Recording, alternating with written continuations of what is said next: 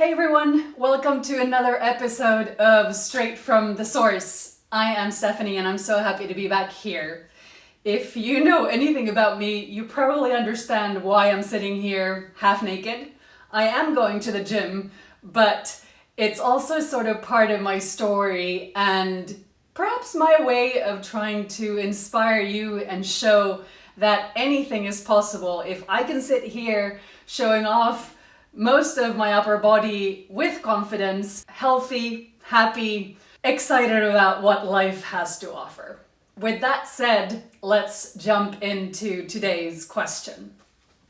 It's from Mark, and the question is, what do you think? What happened in your body when you healed? What really changed your physiology so that you started to feel better?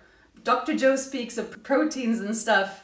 I don't really understand that properly. Can you explain? Let's see. I would have to go back and read the chapter about proteins and what happens specifically, but I have two things that I would like to use to explain how I see it.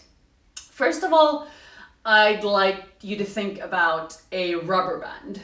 When you're stressed out, and you're constantly thinking about why things aren't happening, why you're not healing, why your body is displaying certain symptoms, all those questions that most of us have when we're not in a good state of mind or when we're experiencing health issues. And when you're in that state, you're as tight as a rubber band that has been stretched just to the point where it might break. And so if this is you and you keep thinking thoughts that just stretch this rubber band tighter and tighter, there is no chance for anything to loosen up and anything to change for the better, because you are literally stretching the body and your mind to its limits. And the challenge in this moment is to let go and let it soften. I know this is so hard because it seems counterintuitive. You think that if you really just will something into being, it would happen. And if you just try a little harder to be a little more trusting and a little calmer or more relaxed, you're gonna be relaxed. Of course that doesn't happen. So how do you soften the rubber band? How do you get yourself to that point where you're not panicked, when you're not tight, when you're not trying so hard, and when your body can actually believe that things are okay, that you are safe? How do you get to that place? And that's where we talk about getting ahead of things. Somehow you have to find a way to relax. You have to find a way to believe in your future and in possibility more than you believe in what you see in front of you. If you are like me and you are covered in eczema, it makes it even more difficult to believe in a reality where that isn't the case. I understand that. And yet, what you see right now is the product of the past, because your thoughts and your emotions create your reality, but it doesn't happen in real time. Most of us aren't that good yet. I would love it if I could think a thought and it would manifest like that. That would be awesome. However, I'm not there quite yet. So what you see in this moment is literally the past.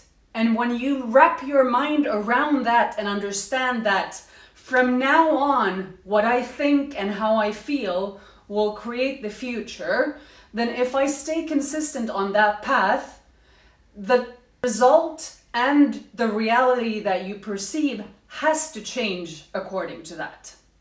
I don't know if that answers your question, but that's just my way of looking at it. And trying to use this little rubber band as a metaphor for me and my body and you and your body, and just keeping that in mind to just try to loosen yourself up in every way so that you create more space for wholeness and healing. The other thing that I wanted to talk about are genes. When I was young in school, I remember the lessons around DNA and being born with a certain set of genes.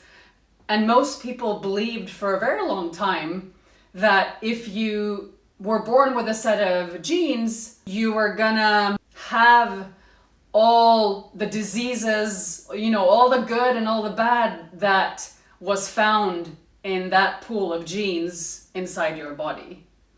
But now we know that a gene is expressed and it can be turned on and turned off. It can be activated or it can be deactivated. Everyone has a certain set of genes, and you might have the gene for a certain disease that you're afraid of. Still, it doesn't mean that you're going to get that disease, because that gene might not be turned on.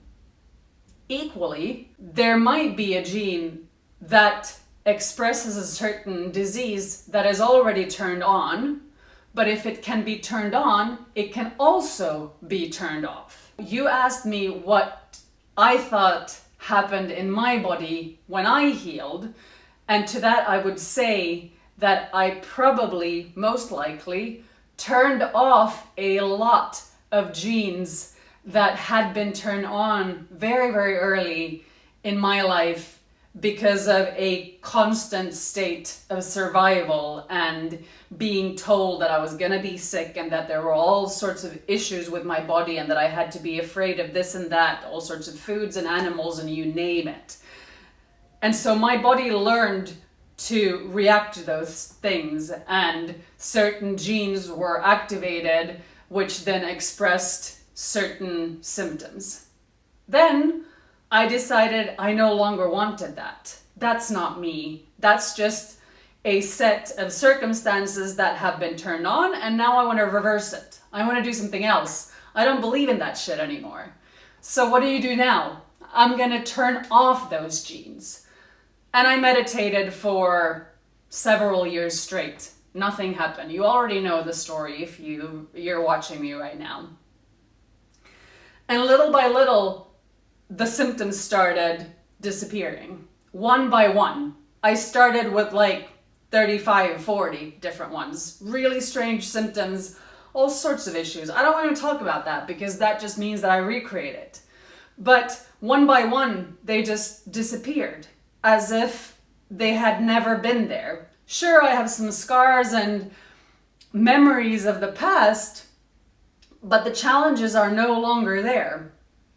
So what happened? It's literally as if I turned off the light.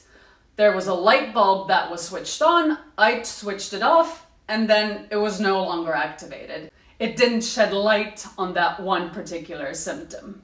And I like this analogy so well because I often think about that when I look at light bulbs. They're like my reminders that I can do anything I want. I can turn on and off any light bulb at any time if I just focus on it long enough or take my attention off of it. Does that make sense to you? I hope so. If not, ask another question and I'll do my best to answer, and I'll be back with another video very, very soon. Thank you very much for watching. I'll see you soon.